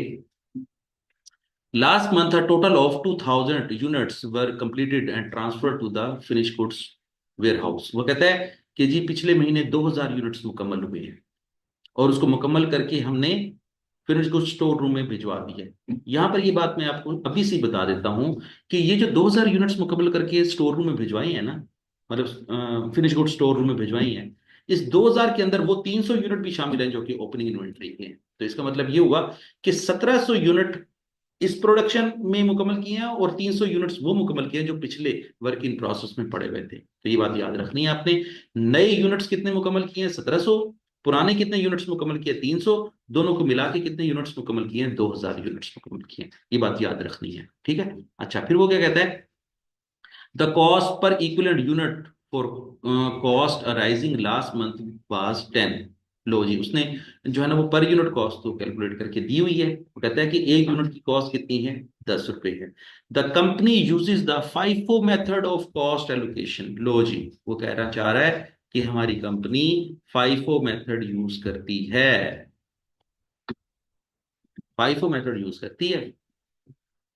तो जरा देखें, वो कहता है what was the total value of 2000 units. 2000 units की कॉस्ट क्या होगी? बड़ा चैलेंजिंग सवाल है, बड़ा अच्छा सवाल है, और आसान भी है। तो चले करते हैं। पहली बात तो ये है कि हम हमसे उसने पूछा कि 2000 यूनिट्स की कॉस्ट बताएं, और अभी मैंने थोड़ी देर पहले बताया आपको कि 2000 यूनिट्स में से 1700 यूनिट्स नए मुकम्मल किए हैं, और 300 यूनिट पुराने जो पहले से प्रोसेस में थे उसको मुकम्मल किया है। तो अब ये देखें जरा, टोटल हमने यूनिट्स मुकम्मल किए हैं 200, सॉरी 2000। उसकी कॉस्ट कैलकुलेट करने जा रहे हैं। कॉस्ट ऑफ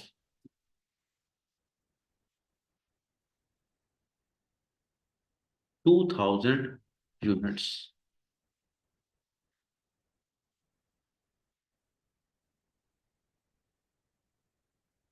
तो 2000 में से पहले हम न्यू न्यू यूनिट्स की कॉस्ट कैलकुलेट करते हैं। New units cost.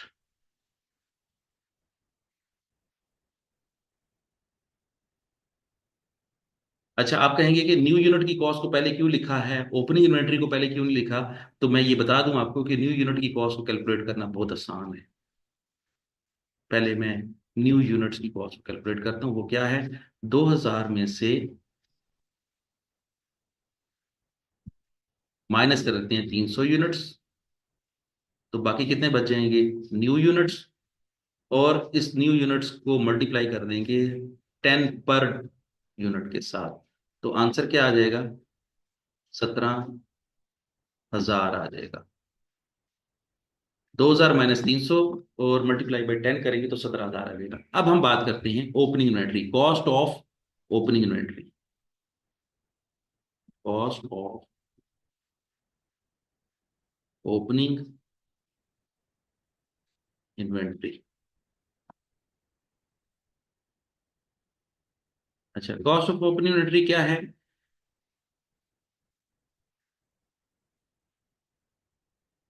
पहले से कितने पैसे खर्च हुए हैं? 1710 तो एक खर्च हुए हैं, ठीक है। 1710 पहले से खर्च हुए हैं, वो एज इट इज लिख देंगे। और अब हमने मजीद कितने पैसे खर्च किए हैं, ये बात याद रखें कि हमने 300 यूनिट का 60% पहले से मुकम्मल था। हमने कितना मुकम्मल किया है अब इस दफा? कितना मुकम्मल किया? 40% मुकम्मल किया। तो 300 का 40% मुकम्मल किया है, और एक यूनिट के ऊपर कितने पैसे खर्च हुए? 10 रुपए। तो ये कितना हो जाएगा? 300 जरा 40%, 120, 120 जरा 10, 1200 हो जाएगा। तो इसका मतलब ये हुआ कि हमारा इस दफा ओपनिंग इन्वेंट्री पे कितना खर्चा हुआ है? 1200 रुपये। पहले से कितना खर्चा हो चुका है? 1710। और नई यूनिट्स पे कितने पैसे खर्च हुए हैं? 17,000। तो टोटल जब करेंगे तो ये टोटल जो है वो कितनी यूनिट की कॉस्ट निकल आएगी? 2000 यूनिट की कॉस्ट निकल आएगी। तो जरा देखते हैं टोटल करके। 17,000 जमा 1710 जमा 1200, आंसर आ जाएगा 19,910। 19,910। और अब हम ये देख रहे हैं कि 19,910 जो आया है वो कितने यूनिट की कॉस्ट है? 300 पुराने वाले और 1700 नए वाले। टोटल कितने यूनिट की कॉस्ट है? 2000 यूनिट की कॉस्ट है। और इसके लिहाज से हमारा जो आंसर क्लिक होता है वो है अल्फा। अल्फा हमारा जो है वो करेक्ट आंसर है। यहां तक देख लें।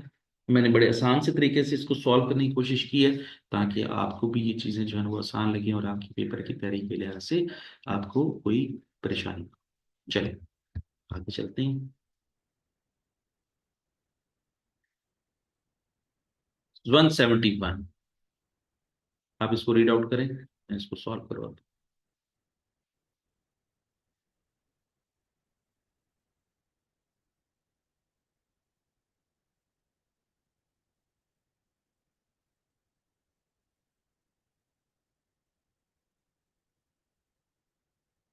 लो जी, ये वाला जो क्वेश्चन है 171, ये क्वेश्चन बनता है, ये भी प्रोसेस कॉस्टिंग का ही बनता है।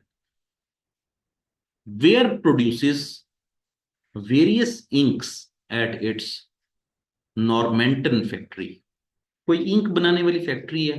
Production detail for the process one are as follows. Production detail ये दी गई है। ओपनिंग वर्क इन प्रोग्रेस जो है वो अप्रैल 1 को दिया है 400 यूनिट, जो कि 60% मुकम्मल है। इसका मतलब क्या हुआ, पहले से अगर 60% मुकम्मल है, तो फिर अब कितने नए जब प्रोसेस में दोबारा डालेंगे तो कितनी प्रोडक्शन मजीद करेंगे, 40% मजीद करेंगे। और क्लोजिंग वर्क इन प्रोग्रेस क्या है, 600 यूनिट है और 20% कंप्लीट है। तो इसका मतलब ये हुआ कि ये चूंकि एंडिंग इन्वेंट्री है, 600 यूनिट एंडिंग इन्वेंट्री है, इसलिए इसका 20% ही लेंगे। ये बात याद रख लें कि जब कभी भी प्रोसेस कॉस्टिंग के अंदर हम पुराने यूनिट्स के ऊपर पैसे खर्च करते हैं, तो हम अपने इक्विवेलेंट यूनिट्स को कैलकुलेट करने के लिहाज से वो यूनिट्स लेते हैं जितने मजीद पैसे लगाए हैं। लेकिन work in progress and inventory के लिहाज से वो परसेंटेज लेते हैं जितनी हमने करंट पीरियड में मुकम्मल की है। तो ये बात जो है ना वो कंपैरेटिवली आपने याद रखनी है। फिर वो कहता है कि यूनिट स्टार्टेड 1000 यूनिट स्टार्ट किए। एक यूनिट 1000 यूनिट से स्टार्ट लिया है, और 1000 में से कितने यूनिट फिनिश किए हैं, यूनिट फिनिश्ड 800। अब इसका मतलब ये हुआ कि 800 यूनिट जो हैं वो हमारे मुकम्मल हुए हैं।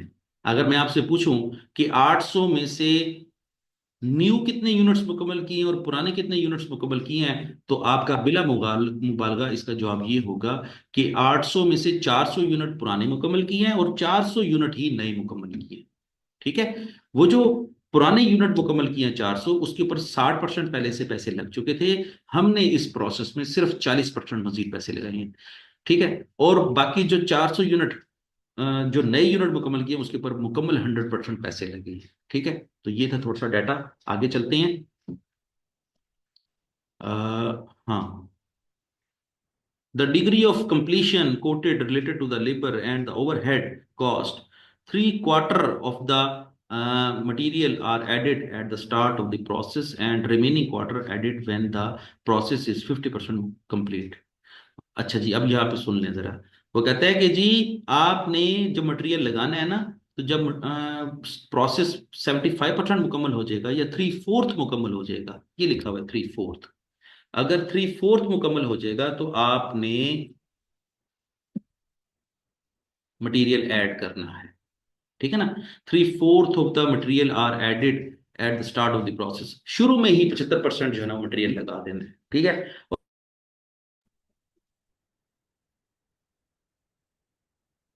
चले,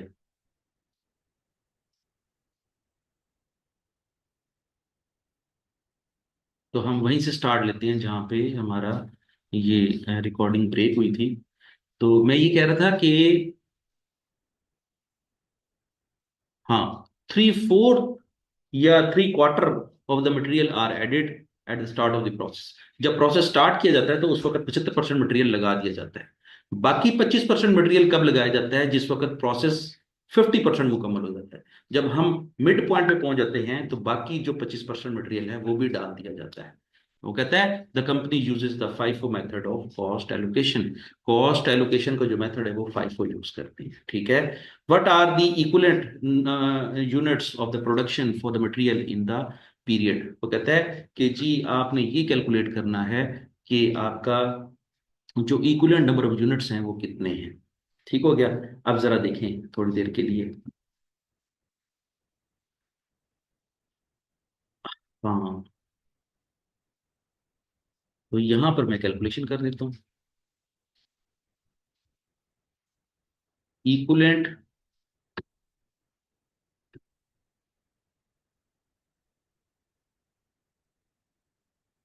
production for material, equivalent production for material. तो सबसे पहले तो ये देखें कि यूनिट्स कंप्लीट कितने की हैं, 800। उसमें से ओपनिंग इन्वेंट्री कितनी है, 400, वो माइनस कर देंगे।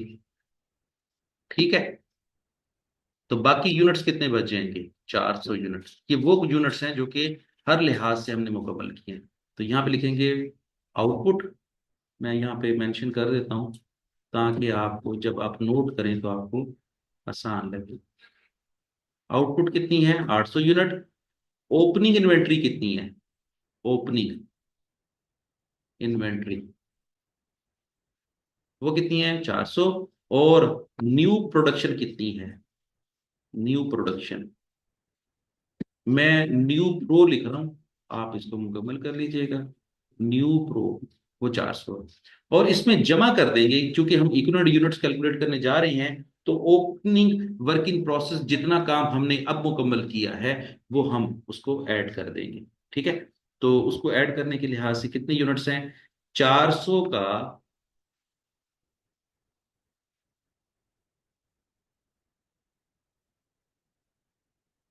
0% लेंगे, 400 का 0% लेंगे। क्यों, ये जरा सुने। देखिए, वो आपसे बात कर रहा है मटेरियल की इक्विवेलेंट प्रोडक्शन कैलकुलेट करने के बारे में कह रहा है, और वो ये कहना चाह रहा है कि ये जो मटेरियल है ओपनिंग इन्वेंट्री के ऊपर तो कोई नहीं लगा, ओपनिंग इन्वेंट्री के ऊपर तो किसी किस्म का मटेरियल नहीं लगा। तो इसका मतलब ये हुआ कि सिर्फ अगर कॉस्ट पहले से लगी हुई थी वो सीसी के लिहाज से लगी थी, ओनली फॉर सीसी। आपकी जो पहले से कॉस्ट लगी हुई है वो 60% सीसी की लगी हुई है। और वजीर कितनी लगाएंगे, 40% वजीर किसकी लगाएंगे, सीसी की लगाएंगे। और हमसे इक्विवेलेंट प्रोडक्शन किसका मांगा जा रहा है, मटेरियल का मांगा जा रहा है। तो मटेरियल जो है वो 100% मुकम्मल है, और वो यहां से पता चल भी रहा है कि जैसे ही हमने प्रोसेस स्टार्ट करते हैं तो 3/4 ऑफ मटेरियल जो है ना वो डाल दिया जाता है। मीन्स 75% मटेरियल उसी वक्त डाल दिया जाता है जिस वक्त प्रोसेस स्टार्ट करते हैं। बाकी 25% मटेरियल उस वक्त डाल दिया जाता है जिस वक्त जो है वो हम मिड पॉइंट में पहुंचते हैं। तो इसका मतलब मटेरियल तो सारा डल चुका है। तो जब मटेरियल सारा डल चुका है तो हमने इस प्रोसेस में मटेरियल और खर्च नहीं किया। तो जो ओपनिंग इन्वेंट्री के ऊपर जो है ना मटेरियल सारा लग चुका है, हमने अब कोई खर्च नहीं किया, नहीं खर्च किया। तो इस लिहाज से हमारा जो अब जब इक्विवेलेंट प्रोडक्शन की कैलकुलेशन करेंगे तो हमारा मटेरियल जो है वो खर्च नहीं होगा। अब हम जमा करते हैं यहाँ पे प्लस, कितने यूनिट्स हमारे पास वर्क इन प्रोसेस एंडिंग है, 600 यूनिट्स हैं। तो 600 यूनिट्स के ऊपर कितना काम मुकम्मल किया है, 600 का 20% काम मुकम्मल किया है। ठीक है, तो 600 का 20% कितना हो जाएगा, 6 दूनी 12, 120 यूनिट्स। एक मिनट, 600 जरा 20%, 120 यूनिट्स हो जाएंगे। ठीक है, अच्छा, 120 यूनिट्स। और एक मिनट में जरा दोबारा देखूं इसको।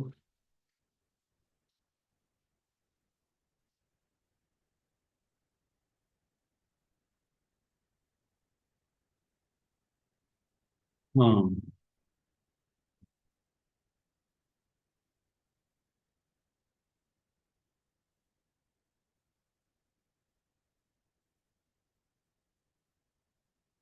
अच्छा,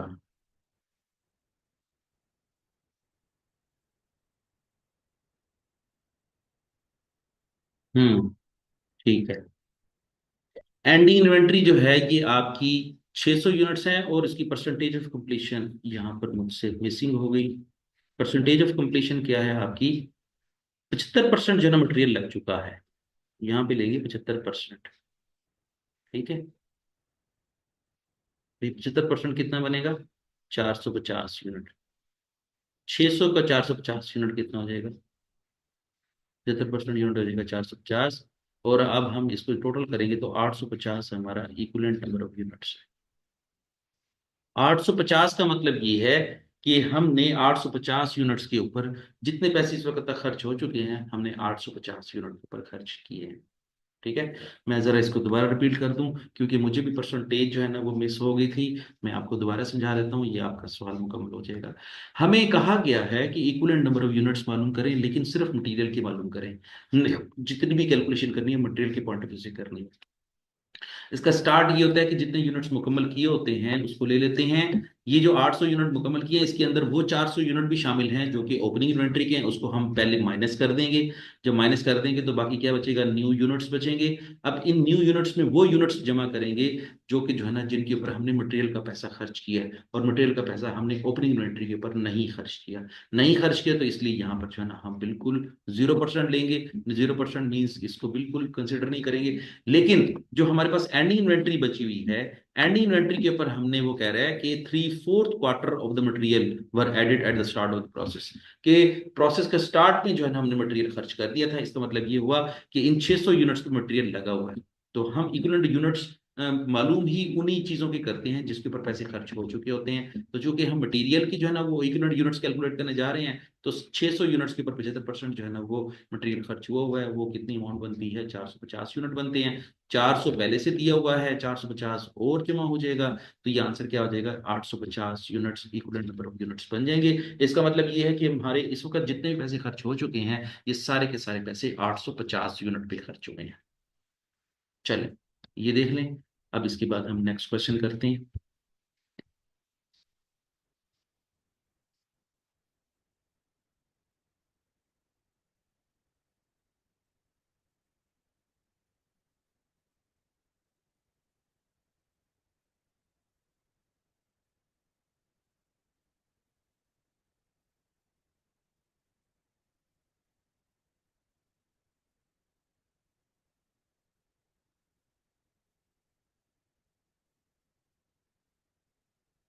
172, two products W and X are created from a joint process. लो जी, जॉइंट प्रोडक्शन कॉस्ट का सवाल आ गया है, जॉइंट प्रोसेसिंग कॉस्ट का सवाल आ गया है।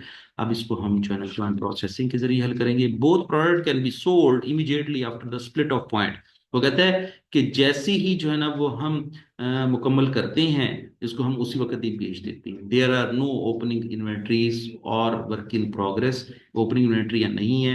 The following information is available for the last period. ये इंफॉर्मेशन दी गई है। जॉइंट प्रोसेसिंग कॉस्ट कितनी दी हुई है, 7,76,160 रुपये दी हुई है। साथ ही वो कहता है कि प्रोडक्ट एक्स की प्रोडक्शन की, वाई की, डब्ल्यू की प्रोडक्शन कितनी है, 12,000 यूनिट्स, और एक्स की प्रोडक्शन कितनी है, 10,000 यूनिट्स। और डब्ल्यू के कितने यूनिट्स बेचे हैं, 10,000 यूनिट्स बेचे हैं। एंडिंग इन्वेंट्री कितनी बचेगी, 2,000 यूनिट्स। एक्स की प्रोडक्शन कितनी की है, 10,000। और एक्स की जो है ना सेल्स कितनी की है, 8,000। इसके भी 2,000 यूनिट्स बच जाएंगे। और वो कहता है सेलिंग प्राइस डब्ल्यू की है 10 रुपए और एक्स की है $12। ठीक हो गया। Using the sales value method of apportioning the joint production cost, what was the value of closing inventory of the product X for the last period? पहली बात तो ये क्लियर कर लें कि वो आप आपसे एंडिंग इन्वेंट्री की अमाउंट पूछ रहे हैं। और ये बात याद रख लें कि एंडिंग इन्वेंट्री हमेशा कॉस्ट प्राइस पे रिकॉर्ड की जाती है। ये वाली बात याद रख लें कि वो आपसे एंडिंग इन्वेंट्री की वैल्यू मालूम कर रहा है और एक्स की एंडिंग इन्वेंट्री की वैल्यू मालूम कर रहा है। और यहाँ पर देखें, एक्स के कितने यूनिट बनाए हैं, 10,000 यूनिट्स, और एक्स के यूनिट कितने बेचे हैं, 8,000 यूनिट। और एंडिंग इन्वेंट्री कितनी हो जाएगी, 2,000 यूनिट्स। तो हमने 2,000 यूनिट्स की एंडिंग इन्वेंट्री कैलकुलेट करनी है। वैल्यू ऑफ 2,000 यूनिट्स, ये मैं अभी फिलहाल यहाँ पे लिख रहा हूँ, अभी तो इससे पहले बहुत सारी कैलकुलेशन करनी है। Values of 2,000 units, 2,000 units.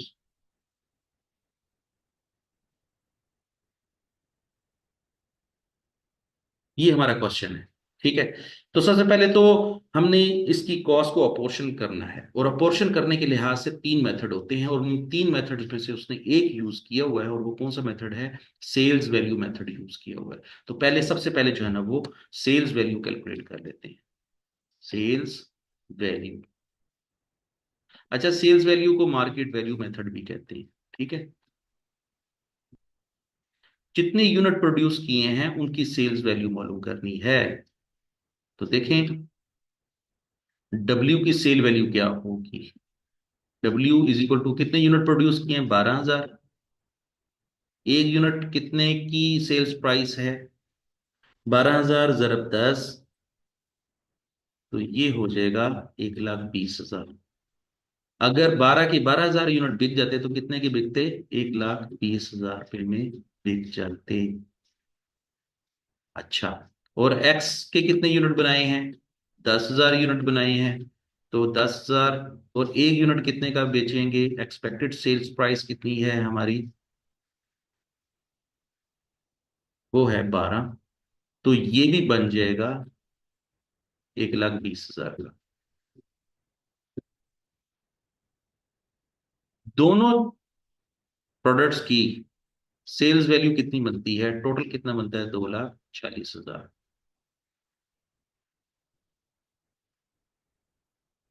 क्योंकि उसने कहा है कि सेल्स वैल्यू मेथड के जरिए कॉस्ट को अपोर्शन करें, तो अब यहां पे लिखते हैं डब्ल्यूज कॉस्ट। डब्ल्यूज कॉस्ट। डब्ल्यू की कॉस्ट कैसे कैलकुलेट करेंगे? उसका फार्मूला क्या है? Is equal to joint cost. मैं ज्वाइंट कॉस्ट को जेसी लिख रहा हूं टाइम और डिस्कशन से बचने के लिए। Joint cost divided by total sale value. Total sale value. मैं एस वी लिख रहा हूं, सेल वैल्यू को एस वी लिख रहा हूं। ठीक है। मल्टीप्लाई बाई डब्ल्यूज सेल वैल्यू। डब्ल्यूज सेल वैल्यू। अब फार्मूले में पुट करते हैं। जॉइंट कॉस्ट कितनी दी हुई है हमारे सवाल के अंदर? ये दी है 7,76,160। टोटल मार्केट वैल्यू कितनी दी हुई है? 2,40,000।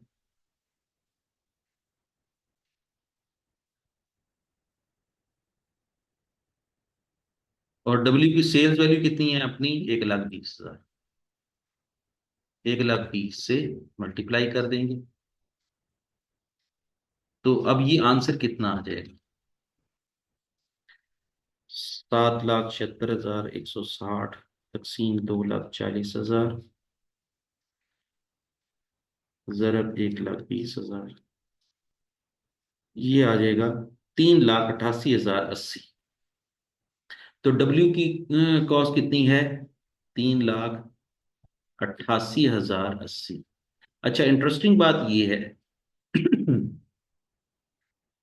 कि अगर डब्ल्यू की कॉस्ट 3,88,080 है, तो एक्स की कॉस्ट भी यही होगी। क्यों? क्योंकि जेसी तो हमने सेम लेना है, और टोटल सेल वैल्यू भी सेम लेनी है, और एक्स की जो अपनी सेल्स वैल्यू है वो भी 1,20,000 है। ठीक है। तो दोनों की वैल्यू 1,20,000 1,20,000 है, तो दोनों के आंसर भी सेम आएंगे। तो इसका मतलब ये हुआ कि अगर डब्ल्यू की कॉस्ट 3,88,080 है, तो फिर एक्स की कॉस्ट भी कितनी हो जाएगी? एक्स कॉस्ट ही कितनी हो जाएगी? 3,88,080 रुपए। यहां पर ये जरा लिख लेते हैं थोड़ी देर के लिए, मुझे एक छोटी सी चीज आपको समझानी है। 3,88,080 टोटल कॉस्ट है। और अगर मैं कहूं आपको कि पर यूनिट कॉस्ट कैलकुलेट करें, तो पर यूनिट कॉस्ट कैसे कैलकुलेट करेंगे? 10,000 यूनिट बनाई है, तो 10,000 यूनिट्स पे तकसीम कर देंगे। तो 10,000 यूनिट पे तकसीम करने से आंसर कितना आ जाएगा?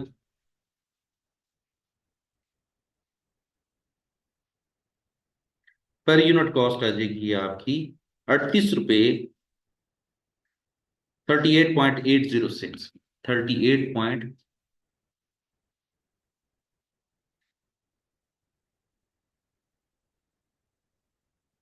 38.806।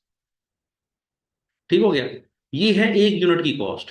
अब देखते हैं कि हमारे कितने यूनिट बचे पड़े हैं। 2,000 यूनिट्स बचे पड़े हैं। 2,000 यूनिट्स को मल्टीप्लाई कर देते हैं इस अमाउंट के साथ, 38.806 से। तो मल्टीप्लाई बाई 2,000 यूनिट्स हैं, 2,000 से मल्टीप्लाई करते हैं, आंसर आ जाएगा 77,616। 77,616। ये है हमारी एंडिंग इन्वेंट्री की वैल्यू।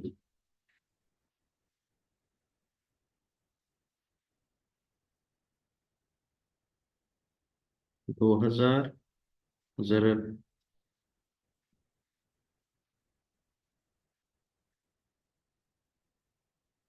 38,806,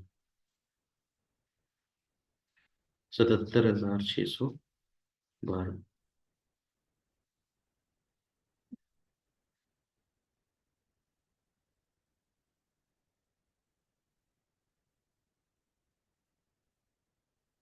अच्छा जी।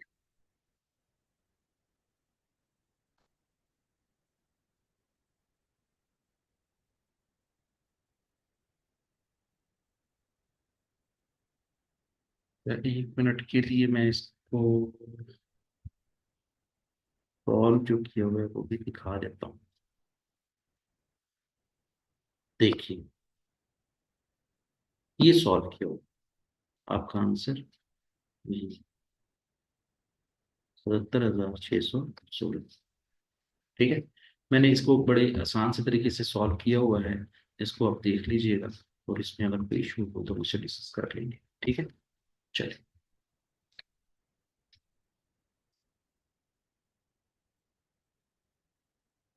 अच्छा जी, अब हम देखते हैं 173।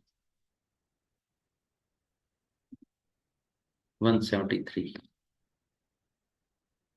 हाँ।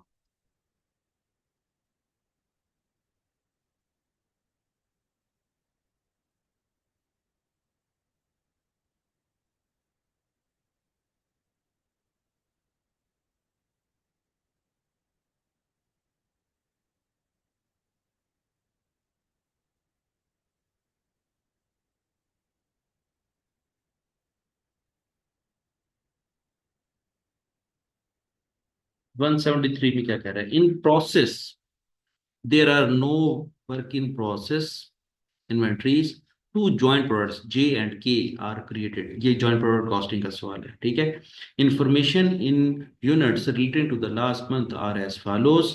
प्रोडक्ट जे और के हैं, सेल्स क्या है? 6,000 यूनिट जे के बेचे हैं, के कितने बेचे हैं? 4,000। उसकी ओपनिंग इन्वेंट्री कितनी है? 100 यूनिट, 400 यूनिट, और एंडिंग इन्वेंट्रियां कितनी है? 300 यूनिट और 200 यूनिट्स। ठीक है, वो कहता है joint production cost last month were 1,10,000। उसकी ज्वाइंट कॉस्ट, दोनों की ज्वाइंट कॉस्ट जो है ना वो जे और के की 1,10,000 थी। And these were apportion to the joint product based on the number of units produced. और इनकी जो पर यूनिट कॉस्ट कैलकुलेट कर की गई थी वो किसके जरिए की गई थी? नंबर ऑफ यूनिट प्रोड्यूस करने के लिहाज से कैलकुलेट की गई थी। और इनको अपोर्शन भी जो है ना वो नंबर ऑफ यूनिट प्रोड्यूस करने के लिहाज से किया गया था। वो कहता है what were the joint product cost apportion to the product for J for last month. के जी आखिरी महीने जो है वो इनकी कॉस्ट, अपोर्शन कॉस्ट क्या थी? चलो चले देखते हैं। और किसकी है? जे के बारे में पूछ रहा है। ठीक है, तो जे की हमने बतानी है कि अपोर्शन कॉस्ट कितनी है। 1,10,000 में से जे को कितना हिस्सा मिला, तो देखते हैं। पहले तो कैलकुलेट करते हैं, number of unit produce calculate कर लेते हैं कि कितने यूनिट जो है वो प्रोड्यूस किए थे। Number of units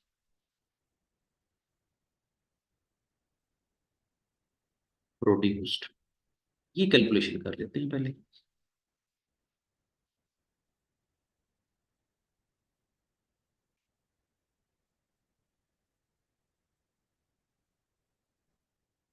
number unit produce करने का तरीकेकार ये होता है कि चूंकि सवाल में नहीं दी हुए है ना, तो इसका तरीकेकार ये होता है कि जितने यूनिट सेल किए हैं ना उसमें जमा कर देते हैं end inventory. Sales plus ending inventory minus opening inventory. Ending inventory minus opening inventory.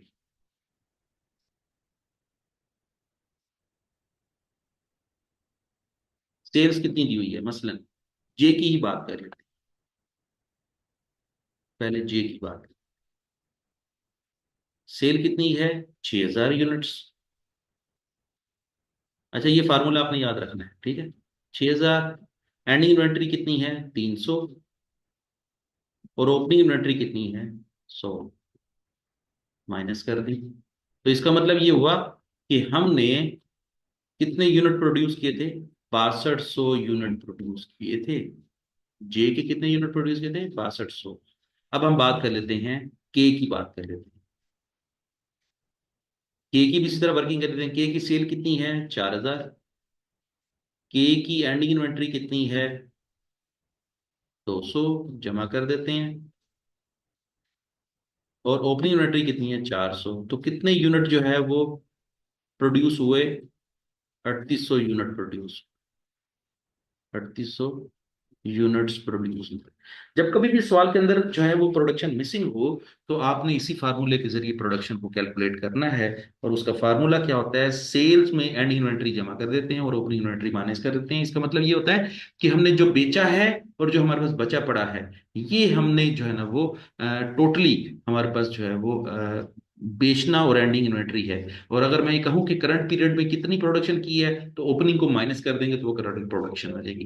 तो 6200 यूनिट हमने प्रोड्यूस किए हैं जे के, और 3800 यूनिट प्रोड्यूस किए हैं के।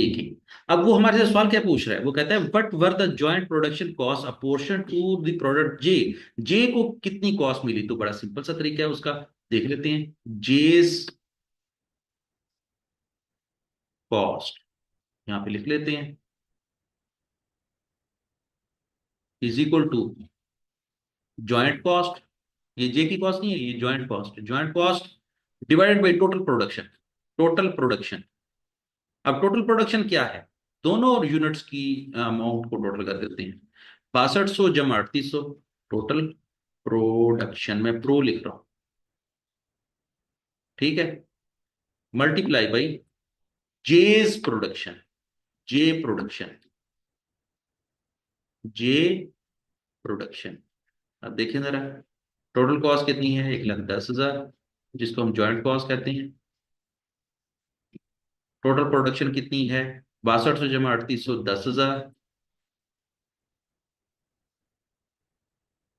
और जे की अपनी प्रोडक्शन कितनी है? 6200 यूनिट।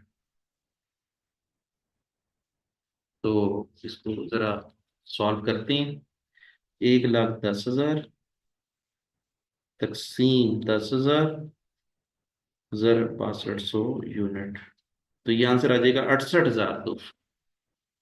ये जो 68,200 है, ये इस चीज को शो कर रहा है कि 1,10,000 में से जे ने कितने पैसे खर्च किए हैं? 68,200। और यही सवाल में पूछा गया था।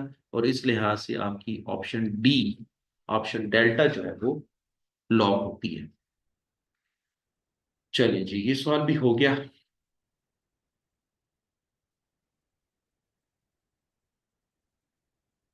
चले, आज तक इतना ही है।